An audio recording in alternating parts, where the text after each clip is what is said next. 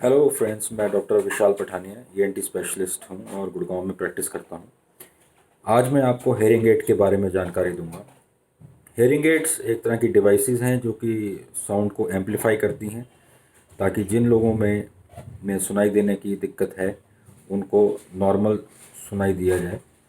और इसकी अलग अलग इंडिकेशन हैं, जैसे एज रिलेटेड डीजनरेशन हो जाती है। जैसे एज करते हैं तो हमारे जो कान के सेंसर्स हैं, कान की नर्व है, वो वीक हो जाती है। उसके कारण हमें हेयरिंग एड लगानी पड़ती है। कभी कभी ऑटोस्क्लेरोसिस में भी एक तरह की ऑप्शन रहती है कि हेयरिंग एड लगा सकते हैं।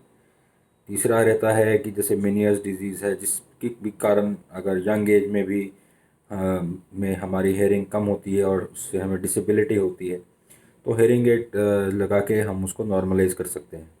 हेयरिंग एड अलग अलग तरह की आती हैं। कुछ तो कान के अंदर बिल्कुल फिट हो जाते हैं, जिनको CIC कहते हैं। कुछ ऐसे बाहर रहती हैं, जैसे ये मैंने लगा रखा है, थोड़ा सा इसके अंदर फिट हो जाती है। और कुछ हेयरिंग एड्स होती हैं जो कि कान के पीछे लगती हैं। उनका जो ट्रैकर होता है वो कान के अंदर फिट हो जाता है। तो अलग अलग हमारे पास ऑप्शन हैं इसके लिए, हेयरिंग एड्स के लिए। माइल्ड टू मॉडरेट से लेके सीवियर केसेस के लिए हम हेयरिंग एड लगाते हैं। और जिन लोगों को अगर हेयरिंग एड से बेनिफिट नहीं होता, फिर उनके लिए कॉक्लियर इम्प्लांट एक ऑप्शन रहता है, जो कि सर्जिकली इम्प्लांटेड एक तरह से डिवाइस है, और जिसके इलेक्ट्रोड जो हैं वो हमारे हमारे कॉक्लिया में चले जाते हैं और डायरेक्टली उसको स्टिमुलेट करते हैं, बाईपासिंग द इनर ईयर।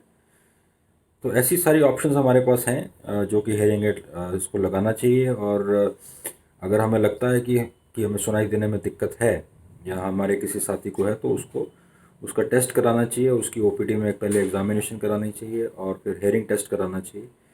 उससे हमें पता लगेगा कि किस तरह का हेयरिंग लॉस है, नर्व लॉस है कि कंडक्टिव लॉस है।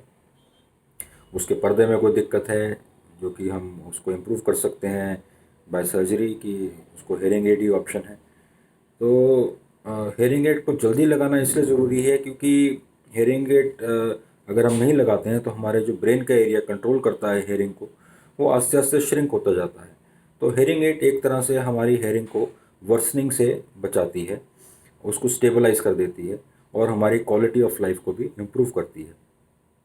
तो एक तरह का स्टिग्मा है जो कि दिमाग के अंदर एक तरह की वो है कि इसको हेयरिंग एड को नहीं लगाना चाहिए, और बहुत सारे लोग जिसको अवॉइड करते हैं। लेकिन ये जानना ज़रूरी है कि अगर हम इसको इसमें डिले करेंगे तो उससे हमारे जो हेयरिंग पावर है वो जल्दी ख़त्म हो जाएगी, और बहुत सारी डिसेबिलिटी इससे हो सकती है हमारी कम्युनिकेशन में। तो हेयरिंग एड के जैसे मैंने आपको बताया बहुत सारे ऑप्शंस हैं, और इसकी कॉस्ट भी काफ़ी अलग अलग तरह की होती है। जैसे एनालॉग हेयरिंग एड्स हैं, वो थोड़ी सस्ती आती हैं। फिर सेमी डिजिटल हेयरिंग एड्स होती हैं, और एक फुली डिजिटल हेयरिंग एड्स होती हैं। They can range anywhere from 5,000 to 5 lakhs। और ये डिपेंड करता है कि आपको किस तरह की क्लैरिटी चाहिए और आपको कितने चैनल्स चाहिए। जो आपके हेयरिंग एड आपके डिस्पेंसर हैं या आपके डॉक्टर हैं, वो आपको एडवाइस कर सकते हैं, आपको आपको हेल्प कर सकते हैं कि आपको किस तरह की हेयरिंग एड बेस्ट फिट करेगी। तो अगर आप ये कोई हेयरिंग एड को लगाना चाहते हैं, या फिर आपको लगता है कि आपकी हेयरिंग में कुछ प्रॉब्लम है और उसका इलाज चाहते हैं, तो आप उसके लिए ये परामर्श ले सकते हैं और उसकी इफ़ेक्टिव ट्रीटमेंट करा के अपनी क्वालिटी ऑफ लाइफ को इम्प्रूव कर सकते हैं। Thank you.